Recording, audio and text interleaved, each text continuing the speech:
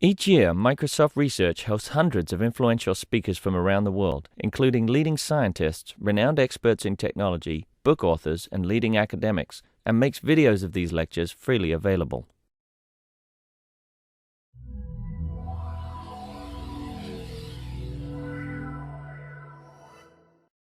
Afternoon, everyone. I think we're ready to begin, and we've worked out all of our technical difficulties. So my name is Jen Haas, and I have the pleasure of introducing today's guest author, Leonard Mlodinow. Leonard received his PhD in theoretical physics from the University of California, Berkeley, and was an Alexander von Humboldt Fellow at the Max Planck Institute, and currently teaches at the California Institute of Technology. He is also the author of The Drunkard's Wife and co-author with Stephen Hawking of A Brief History of Time and Grand Design.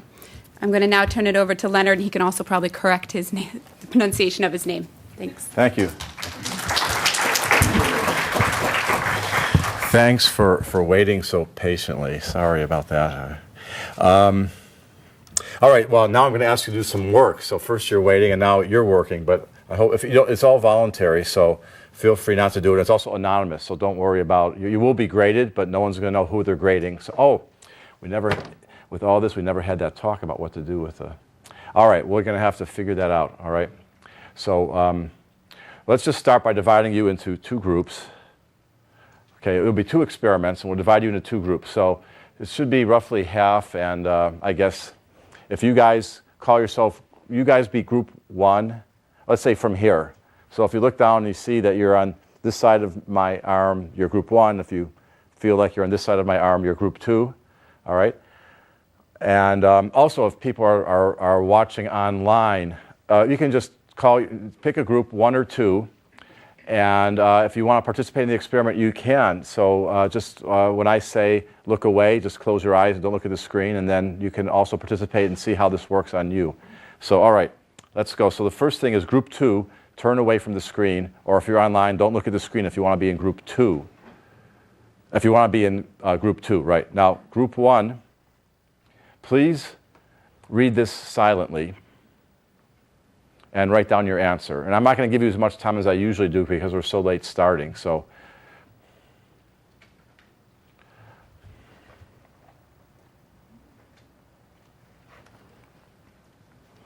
do you have two people to collect these? And I need people to tally some numbers for me and do some calculations. Yeah, I'll do this side, and I can have someone else do that. Okay, and then you have a calculator to do the calculating. Okay.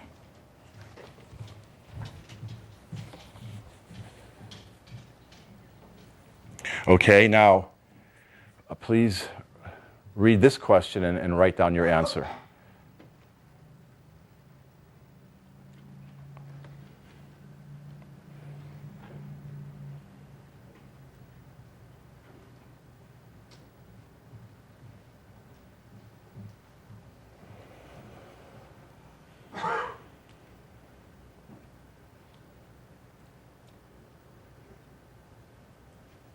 Okay, write down your answer. Okay, now, group one, please turn away from the screen, or if you're online and you call yourself group one, don't look at the screen. In group two, you can turn forward. Group two online, you can look at the screen. Okay, now, please read this silently and record your answer.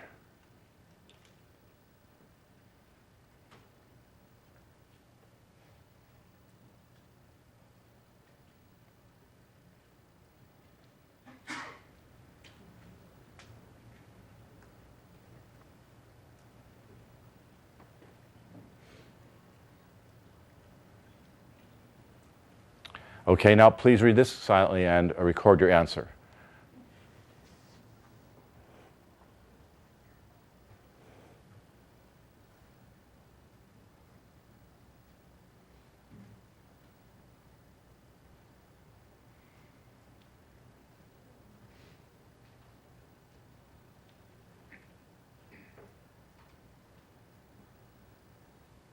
Okay, write it down.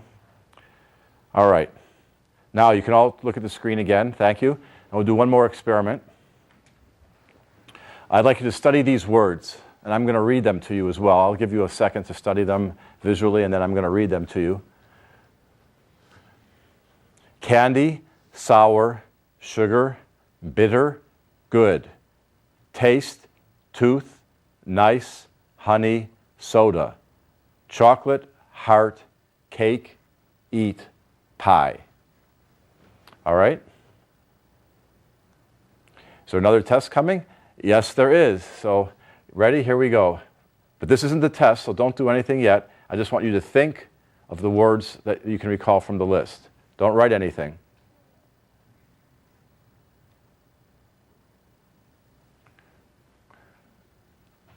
Okay, now, here are 3 words. Somewhere between 0 and all 3 of these were on the list.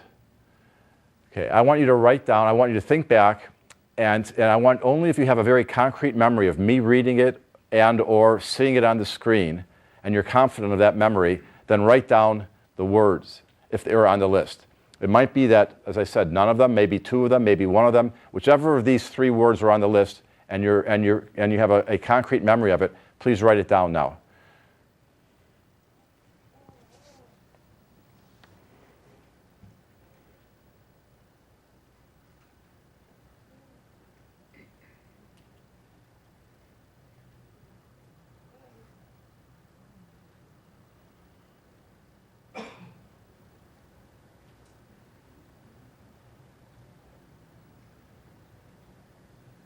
Okay, write down your last entries. And okay, now if you were in group 1, please put a 1 on the top of your paper and circle it so we know it's not your any data.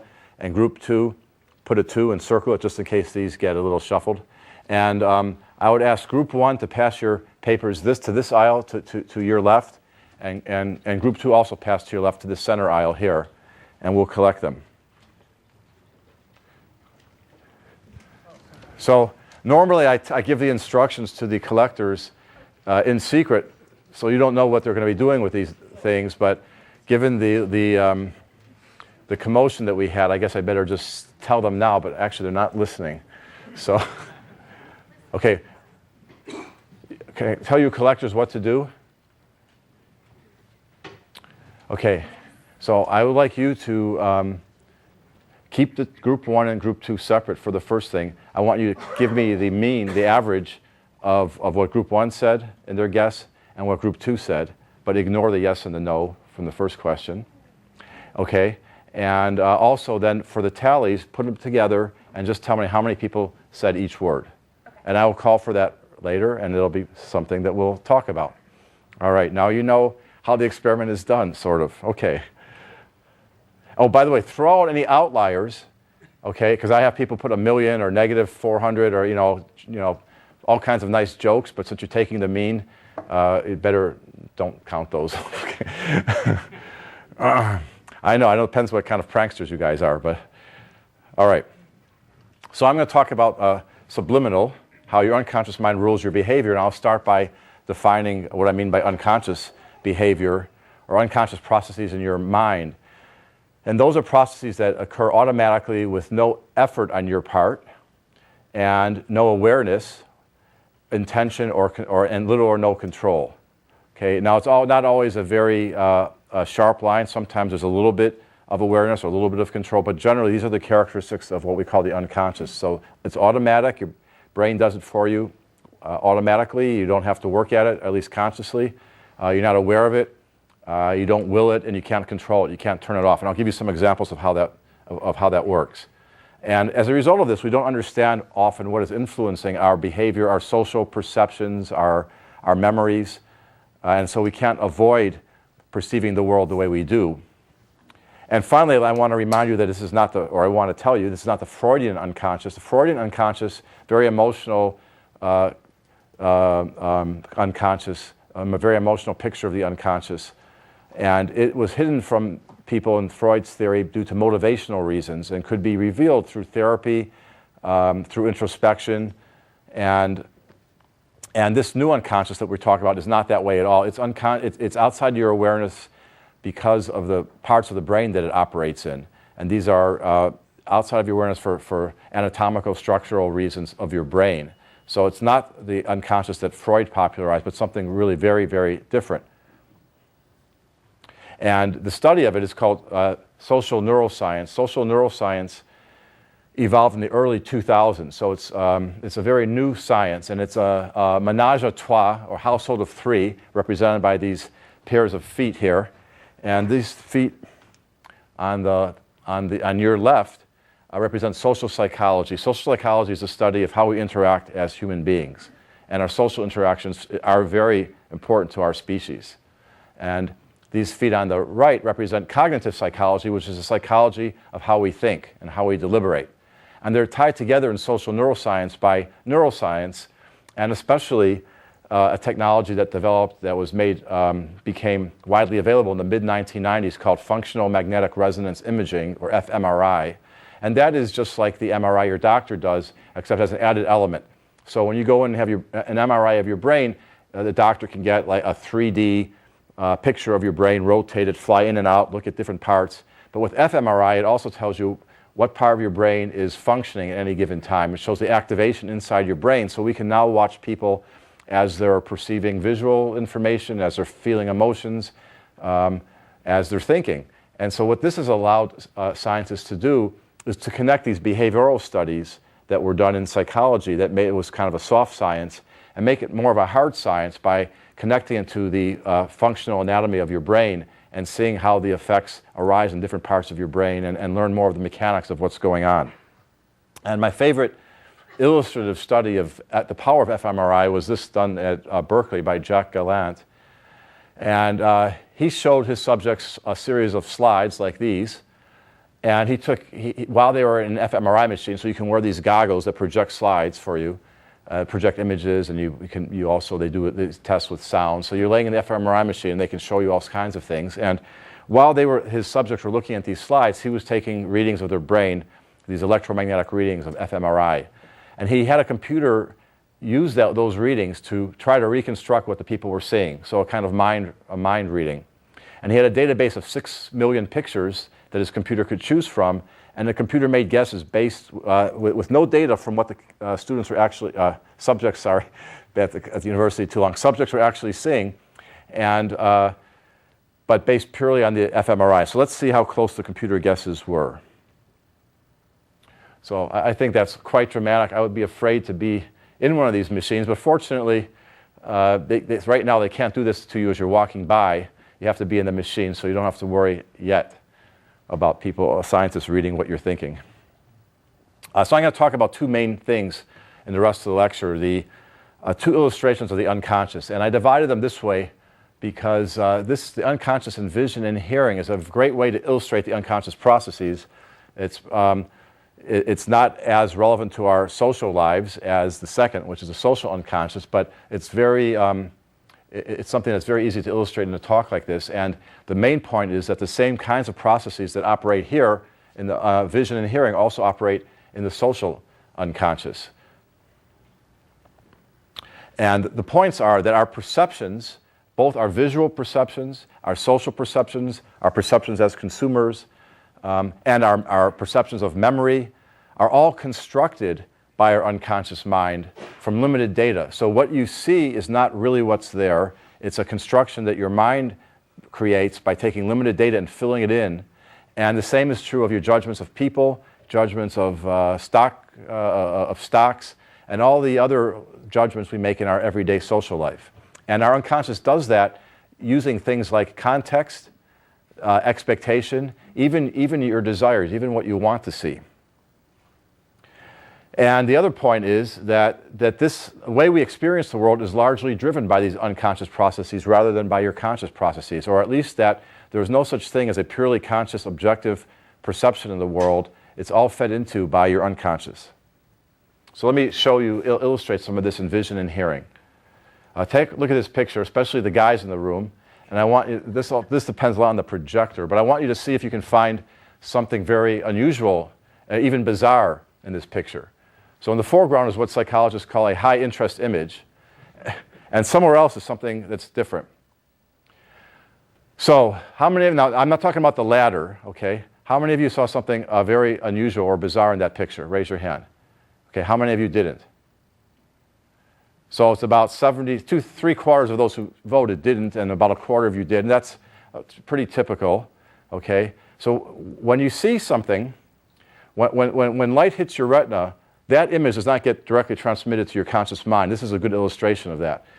There's something called attention that has to be focused on different elements of the picture before you can consciously perceive it. And what this high interest image in the foreground did, at least for the guys in the room, was it distracted your attention. And even when you consciously decided to overcome that, when I said look for something unusual, it's hard to do. Let's go back and let's look at it again. Okay, King Kong. It's the face of King Kong is in this picture, okay? Look by the ladder. Okay, so right there is the face of King Kong. And I think this projector is pretty good. You can see it. I think you can see it pretty clearly if you're at least in the center of the room. But it's hard to see because your mind, your unconscious mind, keeps you looking at this part instead, actually at this part. So the question is, what do you consciously experience versus what is coming into your eye? So let me start at the beginning and show you what you actually see. This is what you perceive at a typical roadside. You see some brush on the side of the road, the trees, a sign, the road, okay? You perceive that as being a very clear and real image. But let me show you now what the data looks like that actually hits your eye. And if you did no unconscious processing, this is what you would see. Okay, so all except for this yellow dot in the center, which is put there just to show the fixation point. So this is a person's right eye fixating right here. And as you can see, only for a small area around that is it clear. Otherwise, it's very fuzzy. And there's a black spot here where called the blind spot, where the optic nerve attaches to the retina. And of course, it's two-dimensional data. It's not three-dimensional. And if you have to go through the world every time you saw a frame of the outer world, and it looked like this, and you have to process it consciously to look like this, you'd get eaten by lions, tigers, bears, whatever was out there to eat us back then, or you'd never catch the rabbit you're trying to get for dinner. So our unconscious mind developed to take data like this and turn it into data like that, and we do it automatically. We don't have to stop and think, and it happens very quickly. And we have no control over it. So try and look at me or look at some part of the room or even look at these pictures and try and see the fuzziness and not do the processing. Okay, you really can't do that. Let me just give you an example then of how one way your mind, one trick your mind does to fill in the data. And it also will illustrate, again, the lack of control you have over it. This is a picture of a checkerboard, and you'll see two squares, two rectangles outlined, one labeled A and one labeled B, and you'll see that B is a white square and A is a black square. And so the square B looks to you to be lighter than the square A. Your mind is telling you that, but in reality, A and B are identical. So the rectangle A and rectangle B are identical from the physics point of view, but they're not identical from your perception point of view. So the light that hits your eyes from A and B is identical, okay? The color is identical, but your mind in its processing, without telling you, without asking you, makes them look different because of the context, all right? And that's very useful to you because if you have to figure out, if you have to say, if this looked the same as this, and you had to reason, however, by counting the pattern out to say, oh, I guess it's a white square, that would slow you down. Instead, you automatically see it as a white square. Well, let me help you not see it that way. Look at it. I'm going to take the context away, and look what happens to A and B when I take the context away.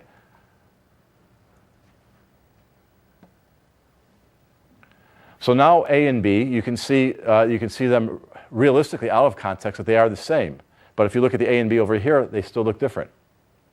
And you can't look at these and have them look different, nor can you look at these and have them look the same, because this is outside of your conscious control. So you probably recognize this fellow, although you probably rarely see him upside down. And if you look at these, because we're such a social species, one of the modules in our unconscious is tuned particularly to the human face.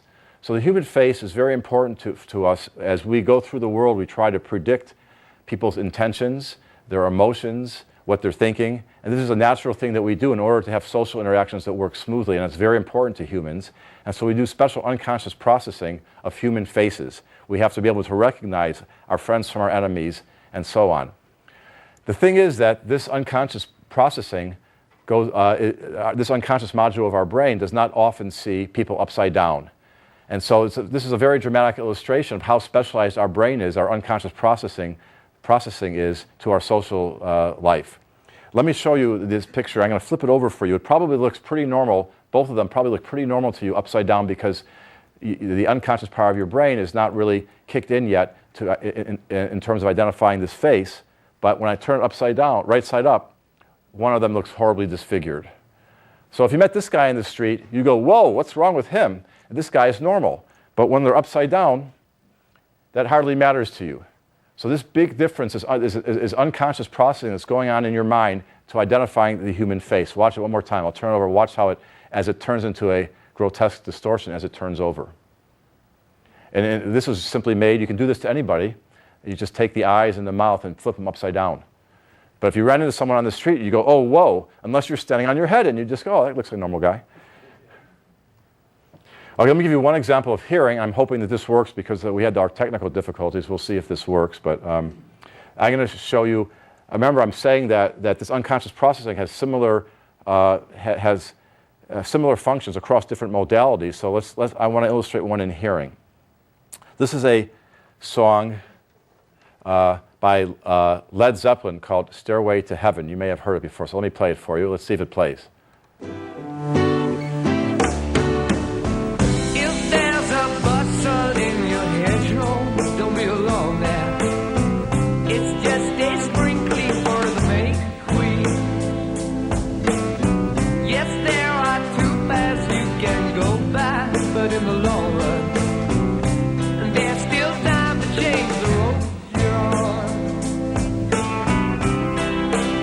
All right, very nice. Now the question is,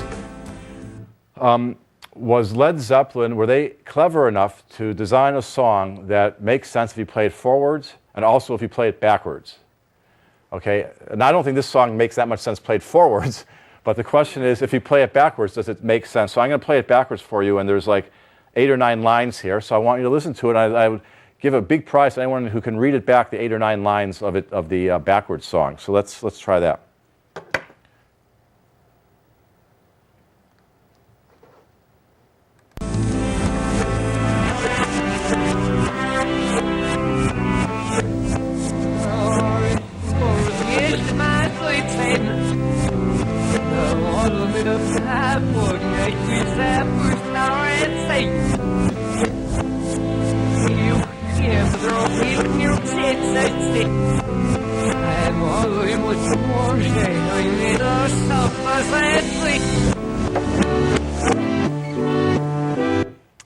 Can you recite the words? Did you get the message? Did you hear the 8 or 9 lines or 4 lines? Or did it sound like gibberish?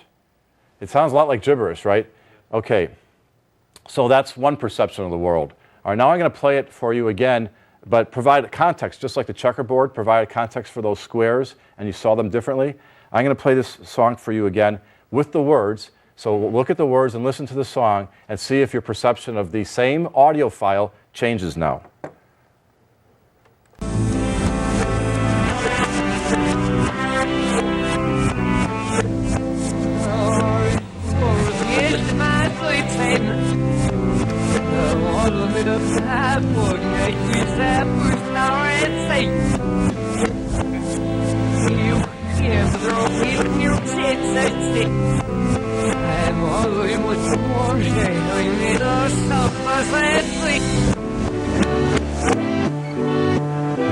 So with a little help, it makes sense to you now, huh? All right, so now I've given you the context, and the same physical phenomenon is perceived completely differently. So let me play it for you again, and I want you to look at the words. Well, the question is, which is reality, right? Gibberish or this? I'm going to play it for you again with the words. Don't close your eyes or look away. Watch the words, listen to it. I want you to go back, though. I want you to consciously override this. Watch the words, but hear it as gibberish, okay? So watch the words, but pay no attention to them. Or as the judge would say, please disregard this testimony, okay? Let's see if that works.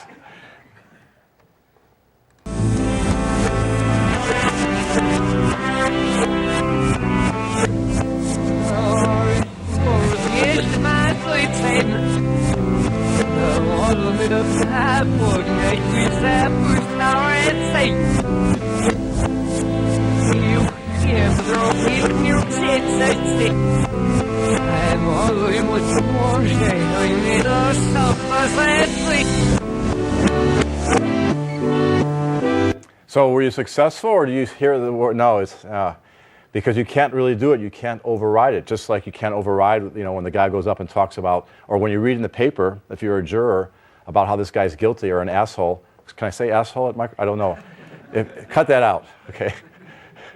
Or a bad guy, and then you go on trial, and oh yeah, I heard that, but I can disregard that, but you can't. So this is that's part of the unconscious data that gets used. Impossible, or it's almost it's between impossible and almost impossible. So I in this case, I don't know if anyone studied, but they do study it, for instance, in different, when they have these things called bistable images, and people try something that can look like a vase or a face, and you're trying to change it back and forth, and generally you have little control or usually no control. So anyway, but it depends on each phenomena. It has to be analyzed individually. Let's see. Okay. So I had another, but I won't do that. I took that slide out because I was trying to go faster. But I was going to play it for you without the words at all. And let me just tell you, like I'm a veteran of hearing this now. First of all, the backward words as presented here make more sense to me than the forward words. And it sounds just as real when I play it now because I've heard it so many times. So in our social perception, the same things happen to build our picture of the world. I have a picture here of a few bus drivers, but it's just to illustrate the point that when you see a bus driver, you don't stop and puzzle out what is his job using the data that you have. You automatically know it's a bus driver. If you see a woman racing for a bus, you know what she feels. You don't have to think about what is this animal using my logic and the data, what is she thinking, what is she feeling. It's all automatic to us, and it helps us in our social interactions. If you see a guy in the street or a woman in a blue suit with a gun, you know what their job is, you know how to act toward them. And if you see captains of industry or politicians and you've heard something about them in the news, or a defendant that you're hearing about in a trial, you get limited data on the person, but your mind does some filling in to make a much clearer picture than you actually have, just as it does in physical perception and the audio perception. And the same thing with all sorts of people that you meet in your daily interactions, unless you know them intimately. So the point of this is that our social perception is also constructed by our minds employing the same tricks: context, prior knowledge, belief, and even desire. Let me give you an example since it's an election year. There was a study done where subjects were brought into a laboratory and shown a lot of women's faces, and they were asked to judge the competence of the women's faces, and the scientists studied what makes a woman look more competent. Then they brought a few hundred more subjects into the room, or into their experiment, and they gave them flyers for political candidates. They each got 2 flyers, one for a Democratic candidate and one for a Republican candidate. I know I shouldn't put this slide up so soon because you're all staring at it, but I'll get to this part in a minute. So one for a Democratic candidate, one for a Republican candidate. And they listed the party, some of their views, their qualifications, and a picture. And they were asked to judge, who would you vote for, the Republican or the Democrat? The trick is that half of them saw, the researchers had hired a Hollywood makeup artist and a photographer to create 2 versions of each candidate based on their earlier research of what makes a woman look competent. One version was a more competent looking one, and one was a less competent looking one, which I've illustrated here, but these aren't the actual pictures from the paper. The research paper didn't include the pictures. But so in one case, half the people saw the Republican in her more competent image against the Democrat in her less competent looking one, and half saw the Democrat in her more competent against the Republican in her less competent. And then they just had them vote. And the question is, what kind of vote swing do you get?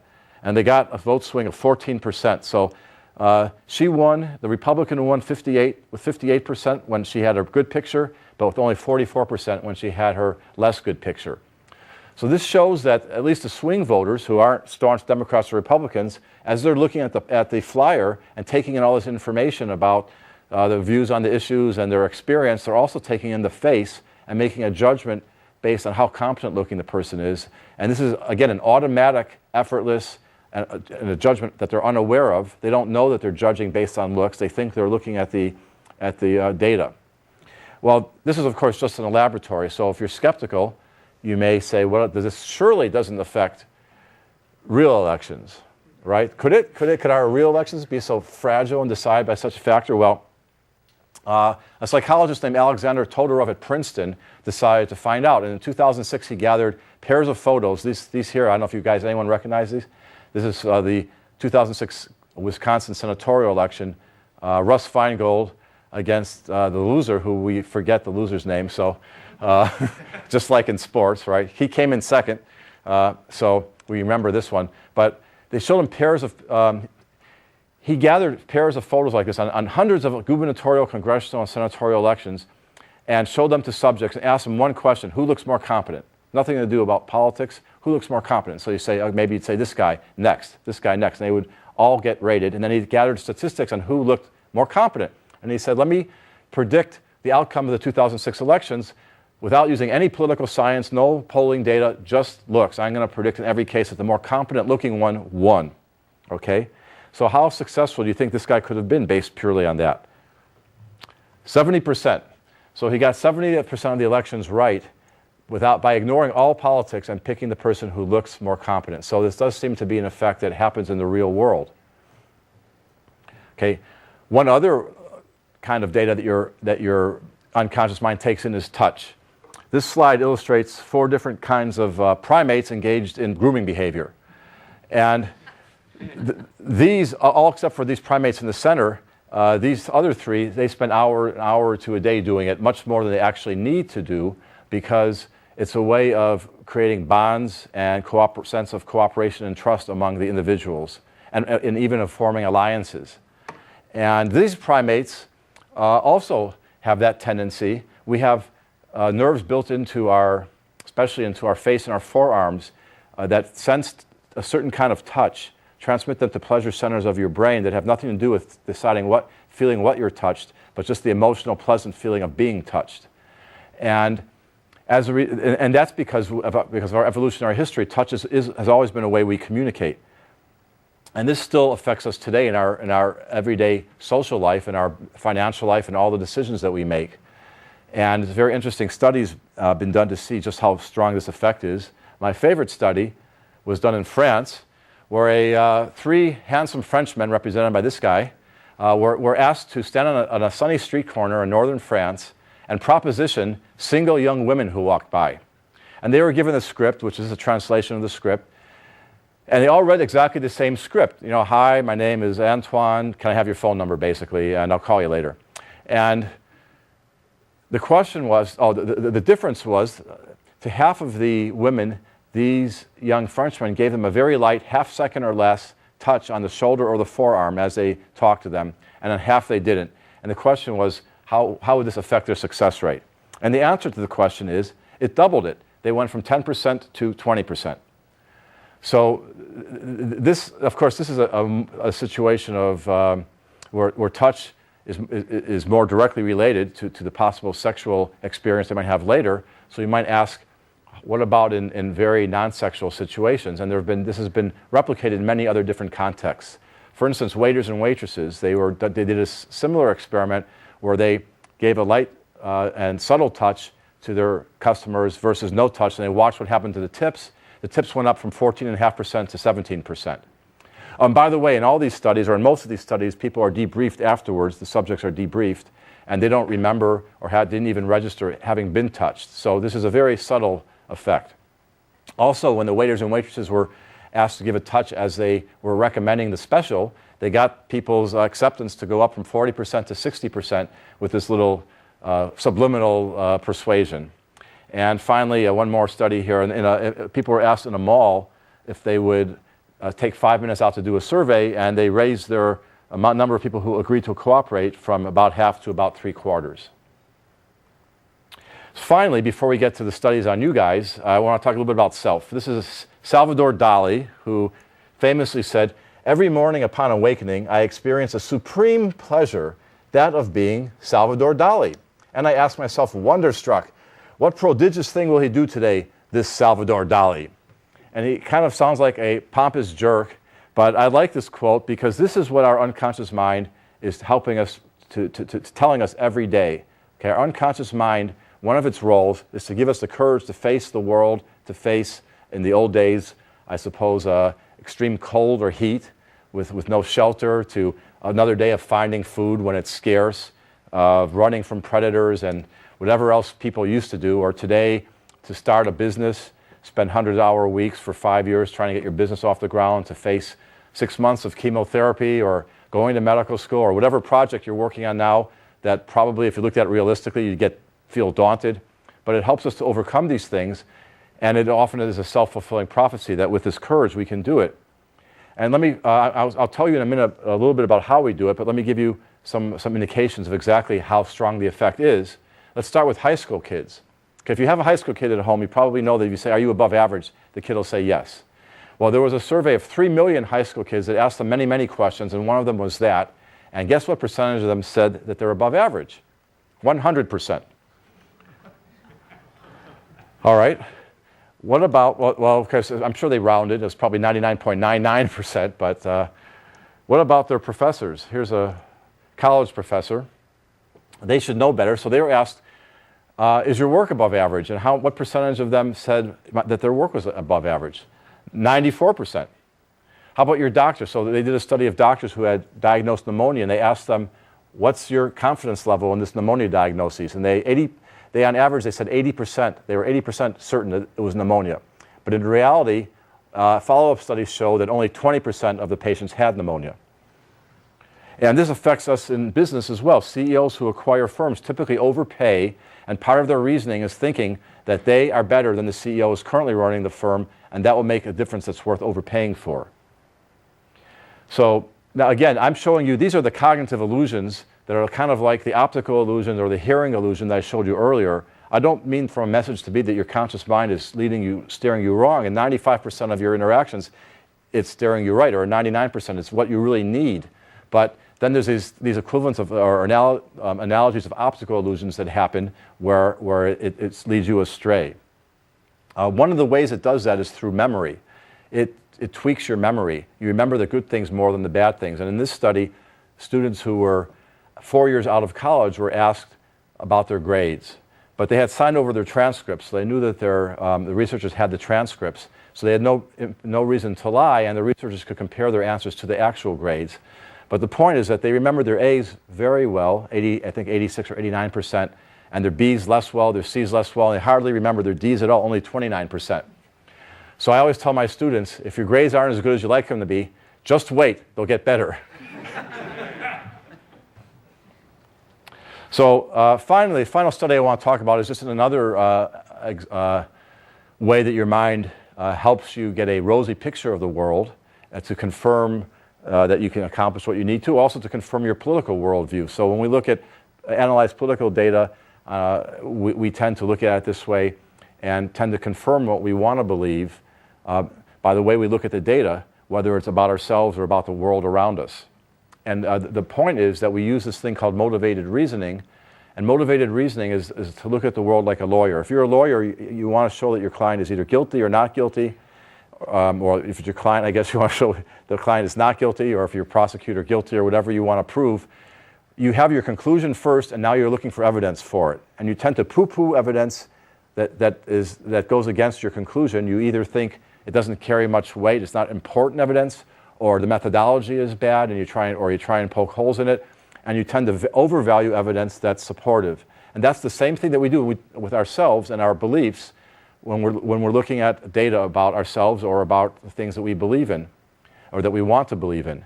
But it's very important to realize we do that unconsciously. So if we were just told ourselves, I'm going to ignore this very convincing evidence because I want to believe this, you're not really going to believe this. You're going to accept the evidence. It's your unconscious mind doing it. You're not aware of it. You don't have control over it. And that's what this study shows. They had people, they took their subjects into the lab, and they gave them data and transcripts from a real civil court case in Texas where a motorcyclist was suing a car driver. And they had all the facts of the case and the transcripts, and they told half of them that they would be representing the motorcyclist trying to get money, and half of them they were going to represent the car driver trying to pay as little as possible, and they were going to pair up and have to negotiate their own version of the settlement, and that the real settlement was somewhere between $0 and $100,000. So they all digested this information with this advocate's hat on, wanting to go in and represent one side or the other. And then just before they went in to do that, the researchers said, wait a minute. One other thing. take your advocate's hat off now, and of course, it doesn't really mean anything to you. You were just assigned to represent someone in this game, so it's just a game. It shouldn't be hard to take that hat off. Think back about all this stuff you digested. Think about it objectively. Forget any conflict of interest. I'm going to give you a cash bonus if you can tell me what the real judge awarded based on whatever the fairness, whatever the thought process of fairness was of the real judge. Try and be fair, analyze the data fairly, and tell me what the real judge awarded. If you're within $5,000, you get a cash bonus. So the question is, could they do this? Could they, now that their unconscious has employed motivated reasoning to analyze the data, could they go back and look at the data and overcome it? Like I asked you to listen to the song with the words and not pay attention, or to look at the checkerboard and not notice that the squares, and not think that the squares are different. Well, when they were asked to do that, the motorcyclists, people who were going to defend the motorcyclists said $40,000, and the people who were going to defend the driver of the car said on average $20,000. So it was a factor of 2 in their, quote, objective reasoning abilities based on what they had been assigned to do earlier. Let's see if this affects you. So can I have the data, please? In the first question I gave you, This is group A or 1, and that's 2. 1 and 2. Yeah. Right. Okay, so, okay, sweet taste. Okay, so no one said point, huh? Okay. So I asked you to analyze this room, and I gave you some limited data. I gave you these 3 pictures of the room and the surroundings. And I said it was in Tahiti, a 1-bedroom bungalow, and blah, blah, blah. And then I asked you, what would you pay for this room? So now I'm asking you, and you have this picture of a very limited picture of what the room is, but I want you now to, in your mind, you're forming some conception of what the room is and how much it's worth. And I wanted you to guess how much it's worth. And group 1 guessed on average $909. At this point, I get gasps usually from group 2. No, nothing? You guys, are you still awake? I know it was a long time before you got started, but the reason I get gasps is because group 2 guessed on average $247. So I got a factor of 4 through my subliminal mind control on you guys. And the question is, how did I do that? Okay, and I've had it up to a factor, I think, of 20. I think I had like $200 versus $2,500 or something at once when I tried this. And so the question is, what's the difference between you guys? Well, the difference was question number 1. Okay, question number 1, group 1 said, is this hotel room more than $5,500 a night? And group 2, the question was, is it more than $55 a night? Now, I think it's an absurd question, at least to me. I haven't traveled that much, but I know the room is obviously more than $55 a night, and it's not going to be $5,500 a night. So probably in your yeses and nos, as I can see, it's pretty unanimous that the answer to the first question is no, and the second question is yes. But even though it's a silly question, it influenced your thought greatly. So if you're going to a website and they manage to say, would you expect to pay $5,500 for this room? And you're saying, what kind of an idiot question is that? And they say, how much do you want to pay? There they go. They just jacked up what you're offering by a factor of 4. So that's how your unconscious feeds into your social perception in your consumer behavior in this case. The room was 550. So being mathematically inclined, I just took the geometric mean. I pumped it up by a factor of 10, pumped it down by a factor of 10, and see what happens. So, okay. So what about your memory? So I've been talking about how everything is constructed, your visual perception, your hearing, your social perception. And I want to see if your memory, I want to illustrate how your memory is also constructed from limited data, from context and the gist, and played back to you. So just as when you're looking at the side of the road, you're seeing something fuzzy and you think you're seeing something clear, your memory is based on something very fuzzy, just a few little pieces of data and the gist of what actually happened. And when you call on your memory to replay it, you're hearing something clear and concrete. So because of that, when I asked you, when I showed you these words, and I asked you I asked you which of these 3 are on there, you're playing back in your memory. And I hope that you listened to me and didn't write it down unless you could really hear me saying it and picture it on the screen, and you're really confident. So because of that nice instruction of nobody said point, which wasn't on the list. And how many of you remembered taste? I have 21 people remembered taste. And that was on the list. But what about sweet? So sweet is something that you could typically reconstruct in your mind because a lot of these words have to do with sweet, cake, pie, chocolate. And so this is what's called a false memory because what your brain has recorded is some data some kind of descriptor saying sweet words, and then when you call them back, of course, sweet is the epitome of sweet words. And so even though for taste, I got 21 of you remembering it, for sweet, I also got 21 of you remembering it. So you remembered equally the word that wasn't on the list as the word that was on the list. So I'm just going to end with a quote from Carl Jung, who I don't subscribe to a lot of what he said, but I love this quote. I think encapsulates this very well. The subliminal aspects of everything that happens to us may seem to play very little part in our daily lives, but they are the almost invisible roots of our conscious thoughts. Thank you.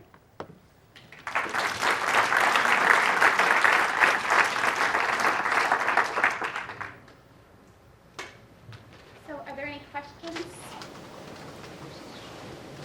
I had two. With the song thing, is that dependent on time? So like, if I've heard it once and then I go and don't hear it again for a year or something, will that still resonate? And then the second. Yeah. So the backwards song. Yeah. If you forget the words or they fade from your memory, then you start to hear it more as gibberish. I know from personal experience, having heard that over some time. And if you keep reinforcing it, then it sounds more and more real. And by the way, that happens in courtrooms all the time with memories. People thinking they remember something, reconstructing it like you did here from the gist, and they're getting asked about it repeatedly, recalling it repeatedly, and it becomes more and more real, even if it's not. The second thing was, I was just curious what surprised you the most when you wrote the book?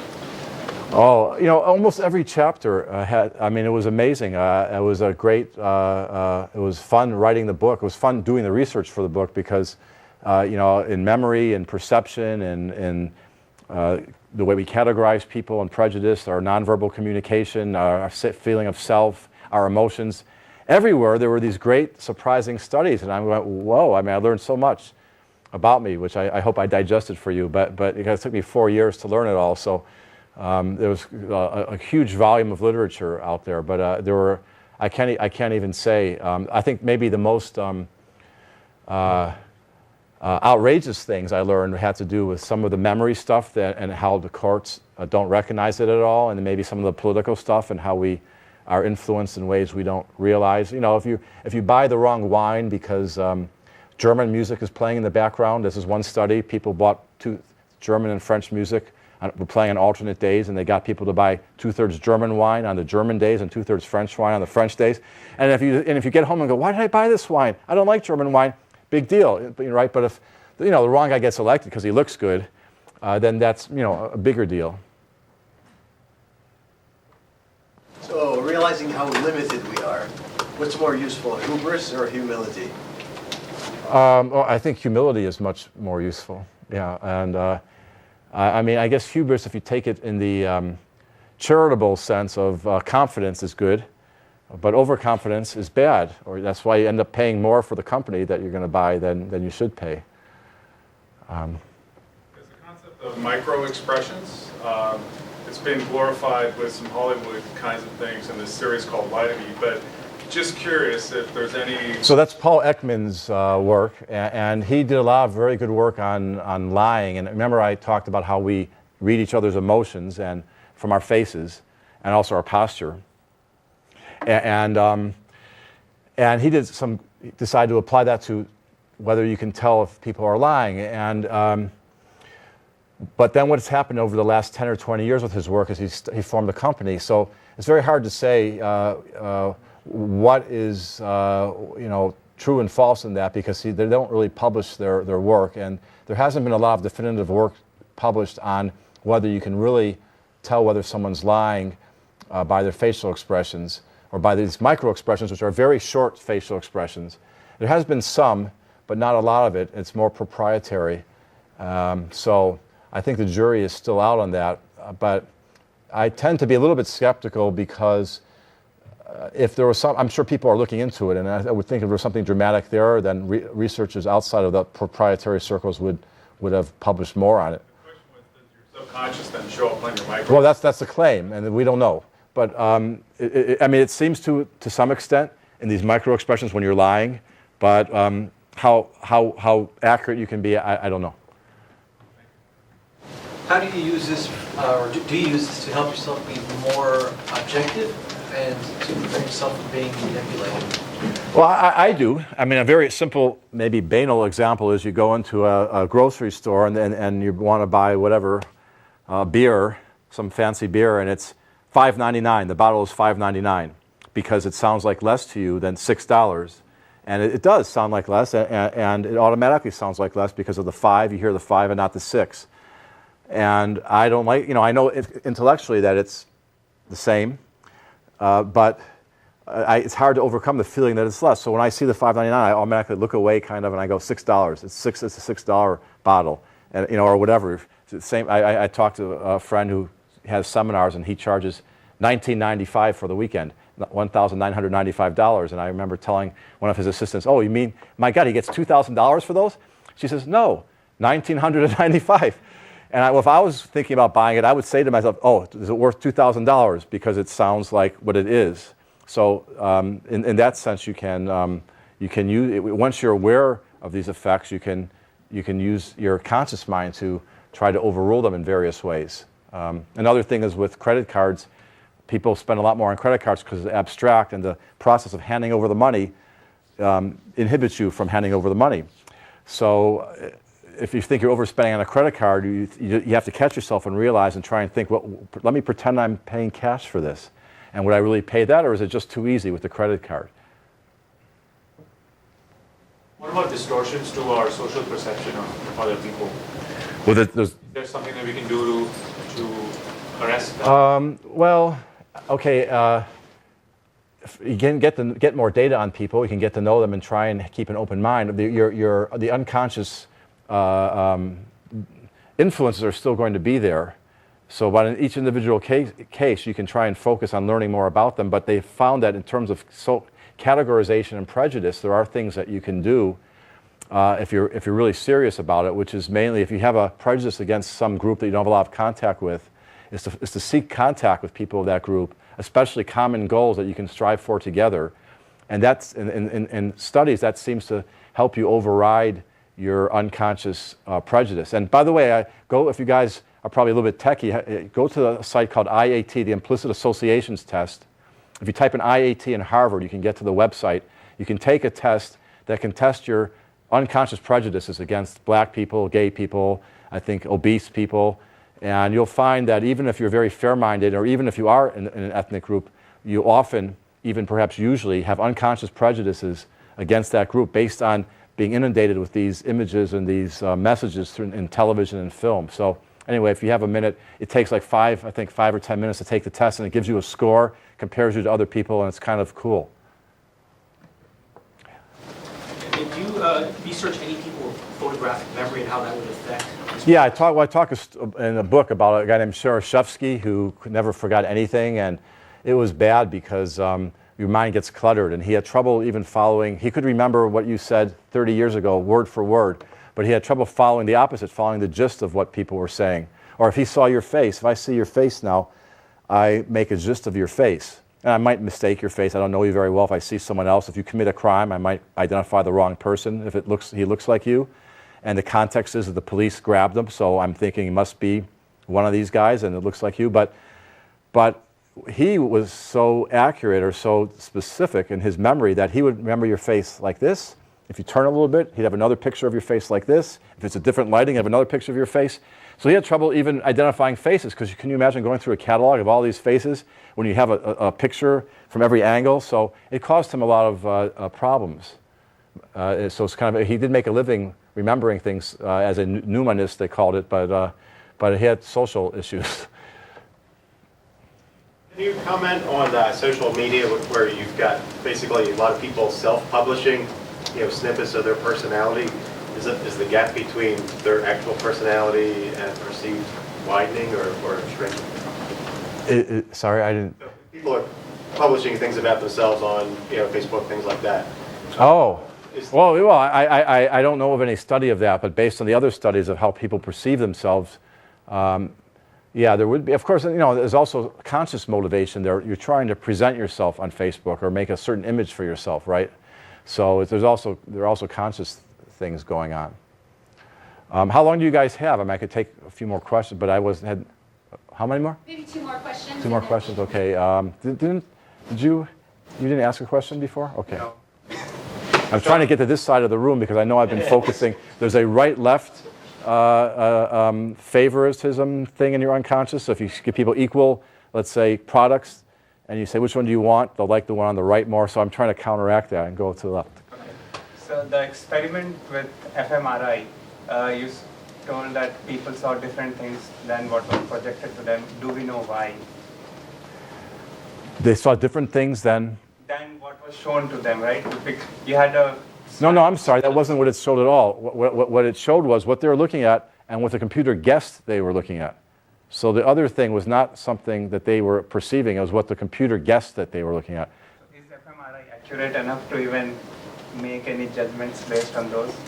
Well, I thought those were extremely impressive, that you can take electromagnetic reading of someone's brain and say they're looking at a snake and you don't get the details of the snake right. But yeah, I mean, what they use it for is to see what parts of your brain are functioning. Like when you're afraid, it's when your amygdala is functioning. Then they do behavioral studies to check that out. So they work hand in hand. So they do studies on people with amygdala damage.